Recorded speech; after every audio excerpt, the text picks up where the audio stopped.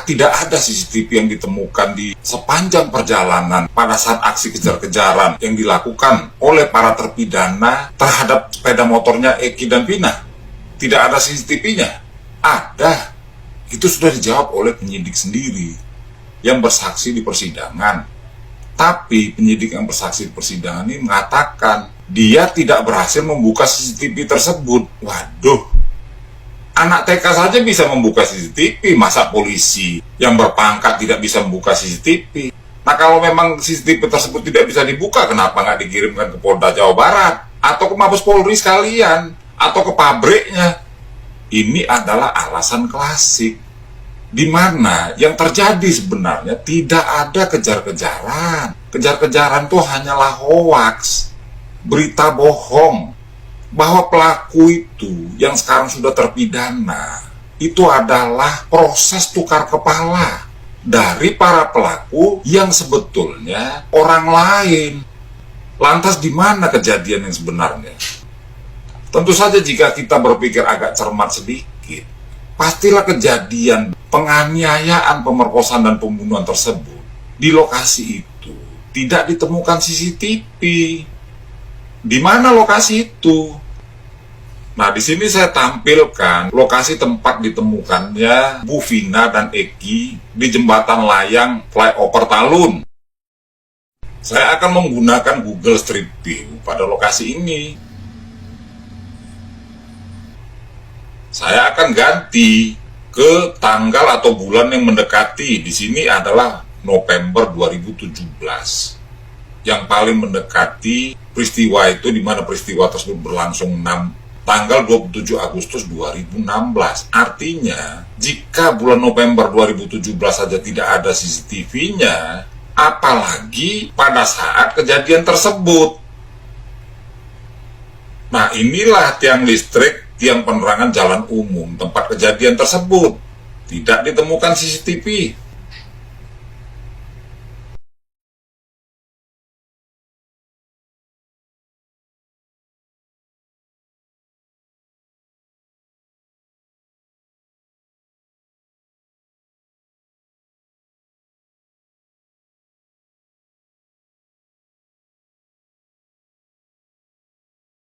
Inilah yang paling masuk akal, di mana Mel mengatakan, sebelum saya ke flyover Talun, sebelum sampai ke flyover Talun, saya parkirkan dulu di SMP 11. Lah kan lucu, mana mungkin di SMP 11 dia parkirkan? Apakah dia akan jalan kaki sejauh 1,2 km?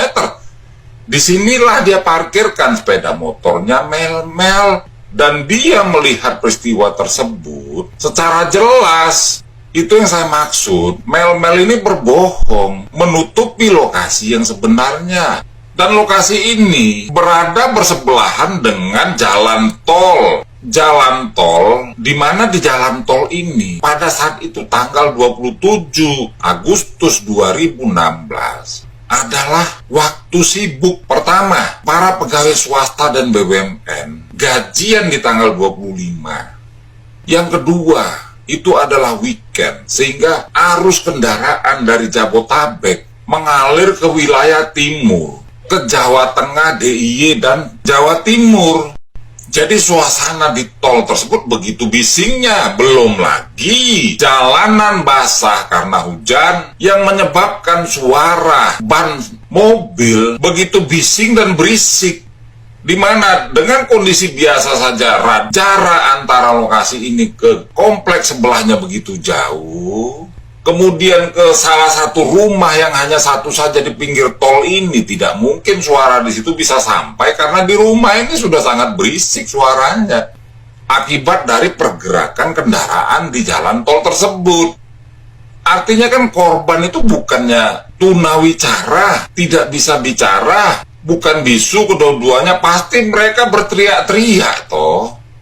Seperti halnya apa yang terjadi di peristiwa penembakan Brigadir Yosua, di mana dia ditembak pada saat berbarengan dengan diledakkannya petasan, sehingga suara tembakan tersamarkan oleh suara petasan.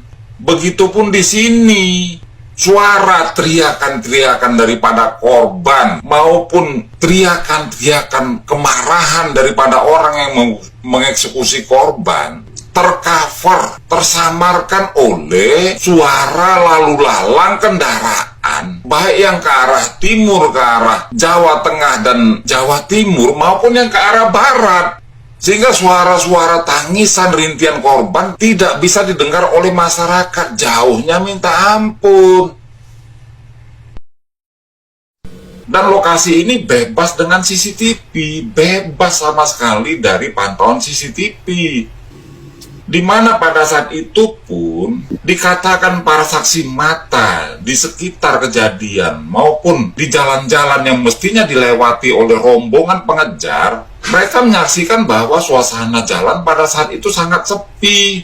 Lah kok terjadi kejar-kejaran? Nah kalau tidak terjadi kejar-kejaran, lantas di mana korban Eki dan Vina dieksekusi?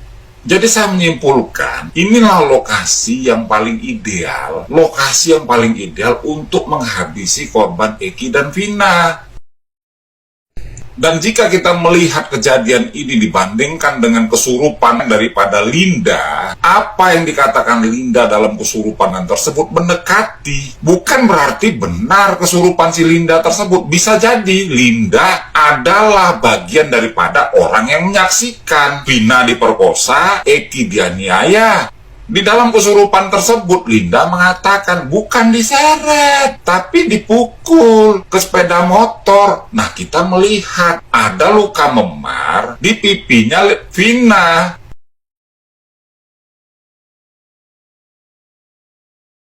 Tangan Vina patah, dipukul pakai balok.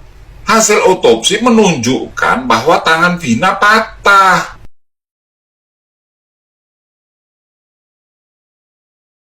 Terus Vina dibenturin ke aspal, kepala Vina dibenturin ke aspal. Lokasi ini dekat dengan TKP yang adalah aspal. Dan korban, baik Vina maupun Eki, tewas karena patah tengkorak dasar. Ini hasil visum yang dilakukan oleh dokter. Kepala Vina dipukul pakai balok. Pernyataan daripada Linda ini sesuai dengan hasil otopsi bahwa tulang tengkorak atas dari korban patah. Artinya kepala bagian atas korban dipukul pakai balok.